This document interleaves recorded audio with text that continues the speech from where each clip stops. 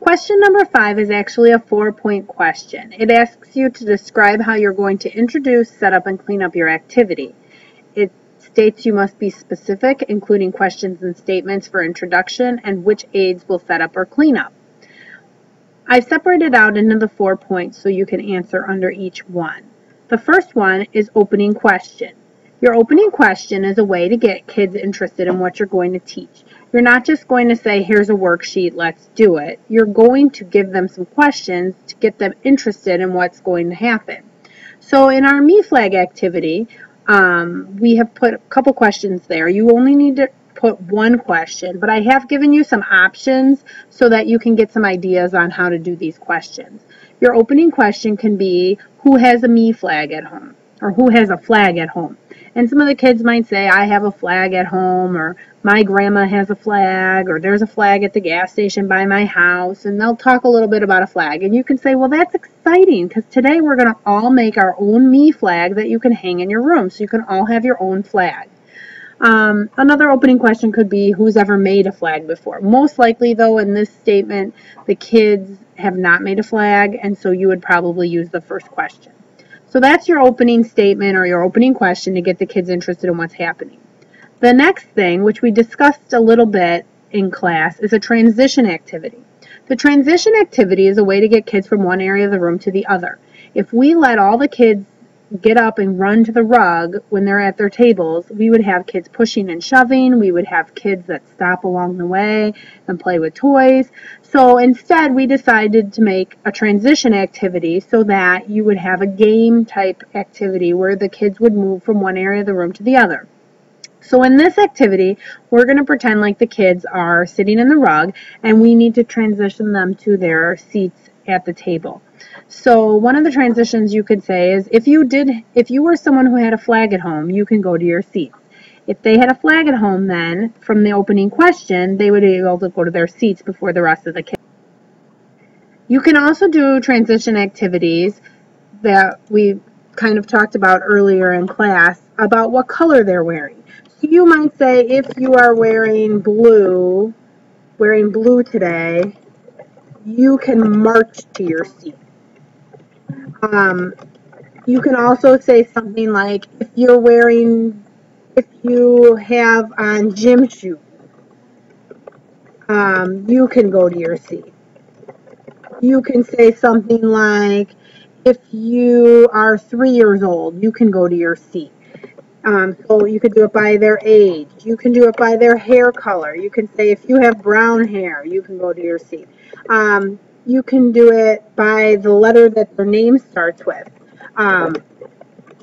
So you can say, if your name starts with an A, you can go to your seat. We have flashcards with the kids' full name on them. So you can hold up flashcards with their names on them and say, if this is your name, you get to go to your seat. So there's many ways to do transitions. If you go into Google, you can Google the word, you can Google preschool transitions, and they'll come up with a bunch for you as well that you can use.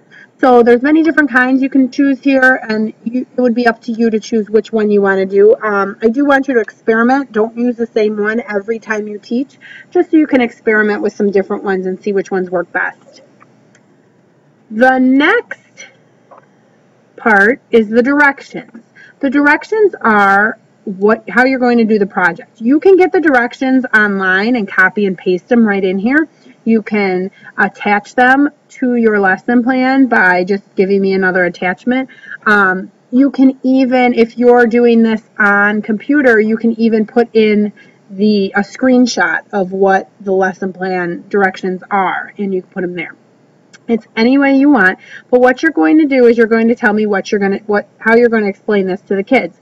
So for this example of the Me Flag, they're going to show the completed example, and then they're going to fold construction paper into 4 sections. They're going to have one section for favorite color, favorite food, favorite age, or their age, not favorite age, their age, and the family members that they have. So that's a step-by-step direction. If the person who's teaching this, if Jane is not here that day, I can go in and I can do this activity for her because I will know what's going on. The last question is a cleanup activity. Just what you're going to do to clean up your activity. What are the kids going to keep it and put it in their cubbies, which they are here as they finish. They're going to put their projects in their cubbies. Sometimes if we're doing an activity, they might just throw away the supplies after they're done. Other times we might have them bring it back to their seats to use for another activity. Sometimes there is no cleanup. If you're doing a song, there may be no cleanup, and you would put none in there. I have examples of all of these on the JT Learn, so you can see examples of different kinds of activities, so that'll help you too. The last question is number 6, and it is, where did you find this activity? If it is a book, you can put right here, you could see that it's a book title and the page number.